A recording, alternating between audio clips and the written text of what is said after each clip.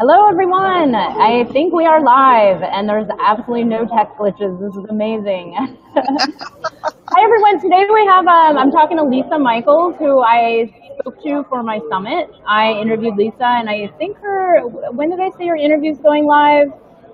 Tomorrow? Yesterday, I think. Oh, it already went live. Oh, I'm so confused, so many people. But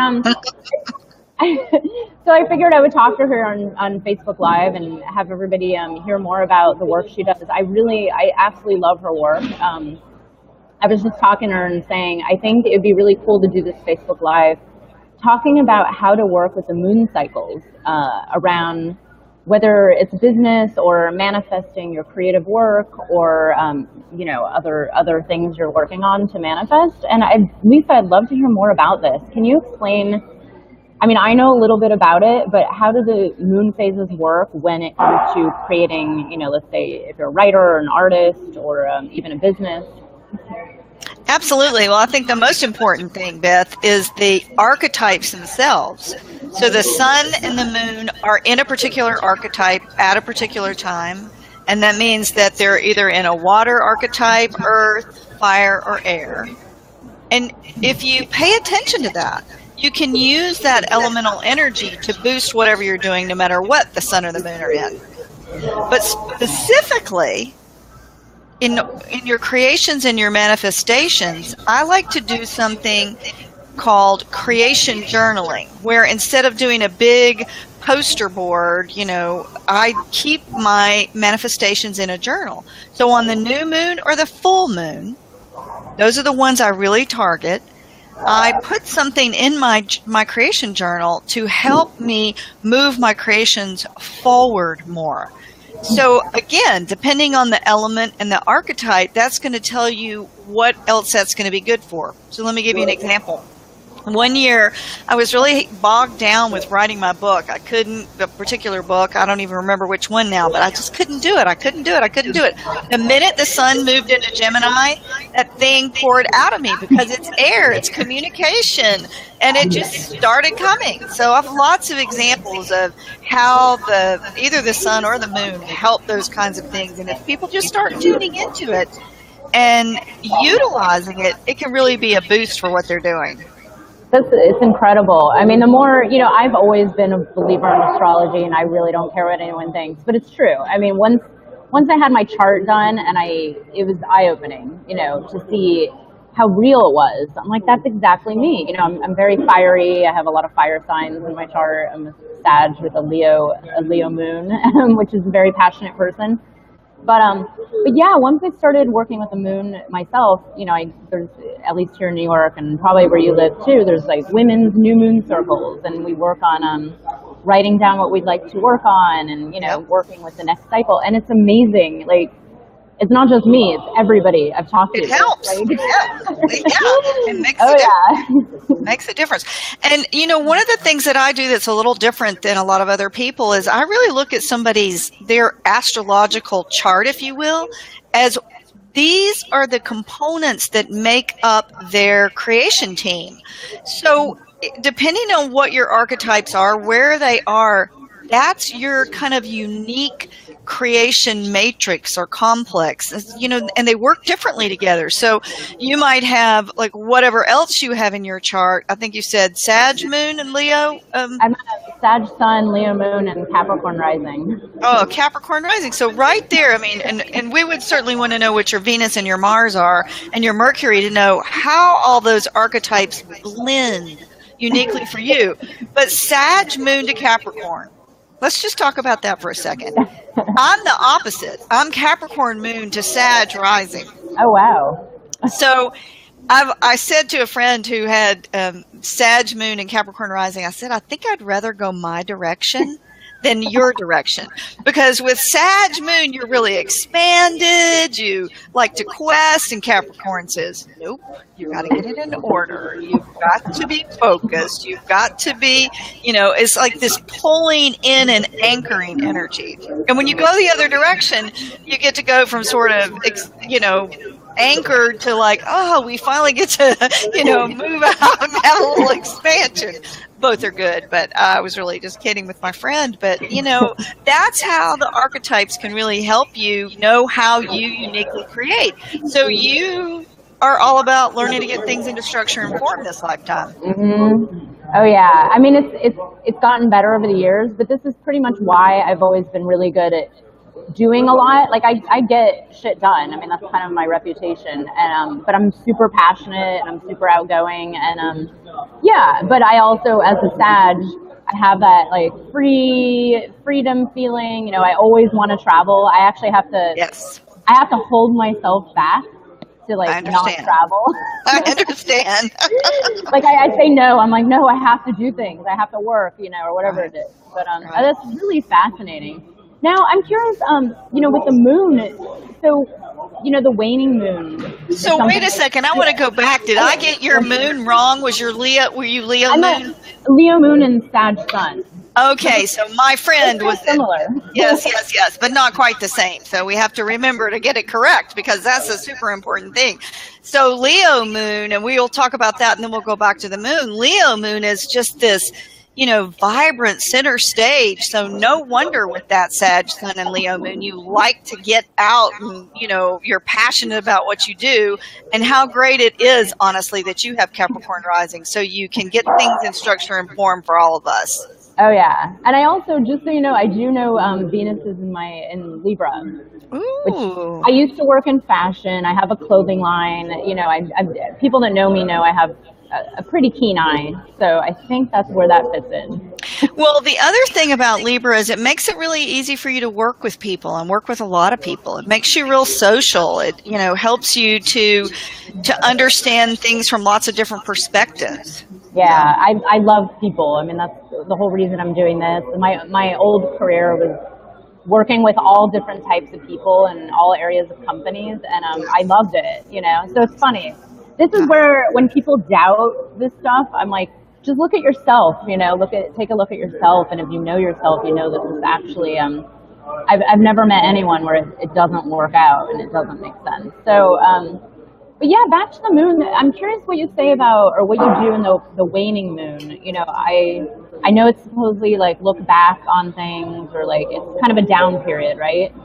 Well, in creation, there is the active growing cycle, and then there's the kind of inward reflection time. So if you take it as you just want to go in and see what needs to be tweaked, what needs to be released, how do I kind of concentrate my energy more effectively for the next growing cycle? Oh, okay, that makes much more sense. It's like an exhale and an inhale. Oh yes, contraction, expansion, contraction. Because I always thought, oh, it's waning moon, I'm just going to take these 2 days off and not get anything done. Well, you can, and there's other ways to look at it. Yeah. Or I actually try to schedule the menial tasks that I don't enjoy very much, like accounting and finances and looking at analytics, things like that, in the waning moon, because I figure it's to me, it's not that creative and it's a little mundane. But so I'm curious. Is that something you recommend for people, like let's say business people and less creative types?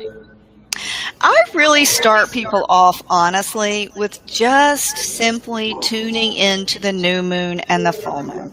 And if they can start just using those two energies, like setting their intention at the new moon, and when it's the full moon, really evaluating and starting to look at what needs to be let go of. And that's really the main things I have them work with, because I think it's a little easier.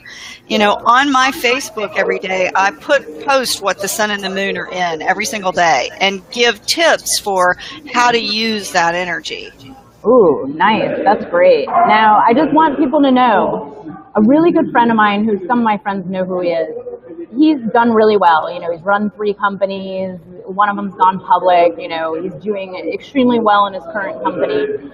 I've known him for many, many years, and I just recently found out that he completely not only believes in the new moon and full moon. I'm telling you, this is like a business guy that you would never expect to be in tune with these things. And he's like, yeah, I've always known about this. Like, it's just intuitive, you know? And he was a doctor at one point, and he said there's more emergency room visits, like, I guess, what is it? He said The full moon usually. yeah, on the full moon, and he said it's actually that they're more intense, like shootings and stabbings and people, you know, like, and it was noticeable, you know, when he was back when he was a doctor. So if anyone's doubting this, and cause I know some people, you know, not a lot of my friends, but and probably not a lot of your fans. Some people think it's a little woo-woo, but then, you know, you look at the oceans and the tides and the energy. I mean, it's you know. And then when I found out, when I found out he believed in this, I was like, well, now there's he's like the last person that would believe in this kind of stuff, and he's like, oh, of course I believe in it. So this is great, and I really love the work that you do, and I'm so glad you email about this and post about it, because, you know, I'm sure you agree with this. It's not like I make all decisions based on, you know, where we are, but it gives you a little more, like what is it, like a feeling of knowing that this is only temporary, you know? Absolutely. Like, right? If things aren't great, or maybe your energy is low because of something. Yeah. So, and then besides the new moon and full moon, how do you use the sun? I'm curious about that. Oh, well, whenever the sun's in a certain sign, I really try to apply that energy kind of collectively. And, you know, it's interesting. It's not always that you know ahead of time. Like one night I remember pulling up on my bed, and I'm like doing all these spreadsheets with my business, and I'm doing all this multiplication, and I went, you know, I wonder if the moon is in Capricorn. And sure enough, it was. So as you get to know these energies, and sometimes I'm like, oh, why am I feeling so, you know, I feel so deeply. Moon in Scorpio. You know, so when you start to recognize the energy, you know what to use that for. Okay, so we need to do deep things of connecting to source, or when the moon's in Scorpio, or when the sun is in Scorpio. That's, at least in the northern hemisphere, when the sun's in Scorpio, that's a time to go deep within, just like we're about to go into the Gemini sun, you know, time for writing, this is a good time for marketing, for looking at your marketing message, for all kinds of creative things. So, you know, once you know, and as you start tuning in, those energies can really help you. We were just in the Taurus sun, we still are until Friday. I mean, it's a great time for beauty, for pleasure, but also for doing really grounded wealth building things. So it's definitely the wealth building, because I actually forwarded I don't know if it was your email or what, but I forwarded it to a bunch of my you know, we call them sisterpreneurs, you know, the entrepreneurs. I'm like, hey guys, this would be a really good time to put your work out there and get momentum going.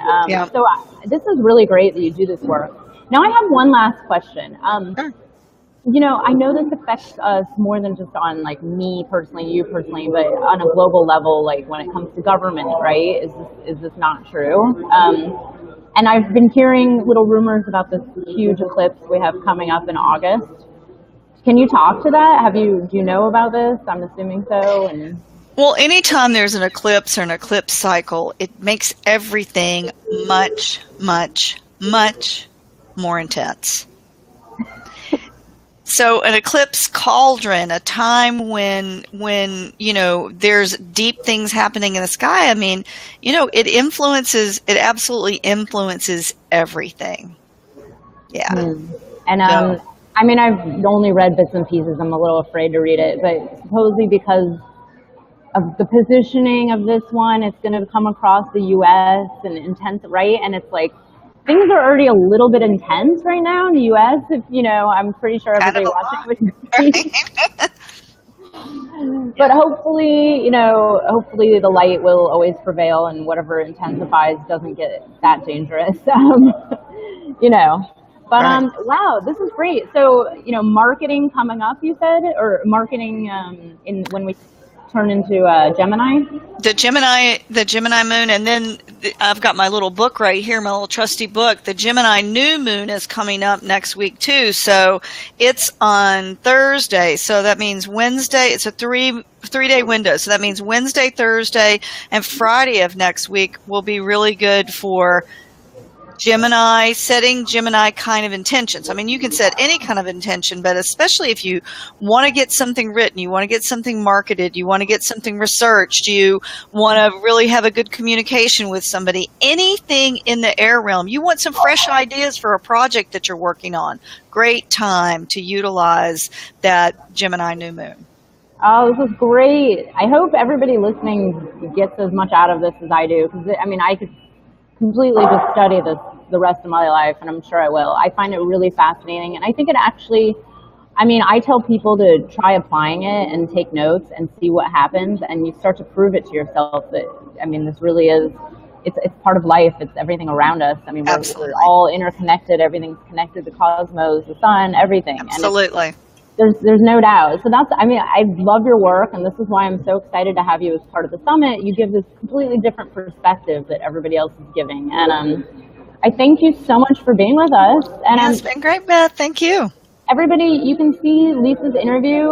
It's still up, and it'll be replaying over the weekend and then replaying at the end of the summit. It's birthofbusiness.com. And then, Lisa, where can they find you? Lisa-Michaels.com, and I just opened a brand new website too, Beth, naturalrhythmsrevolution.com. Oh, I love it. I love it. Congratulations. Yeah. Thank you. Thank you so much. And thanks everybody for watching, and we'll see you soon. Thanks, Bye. Beth. Bye-bye.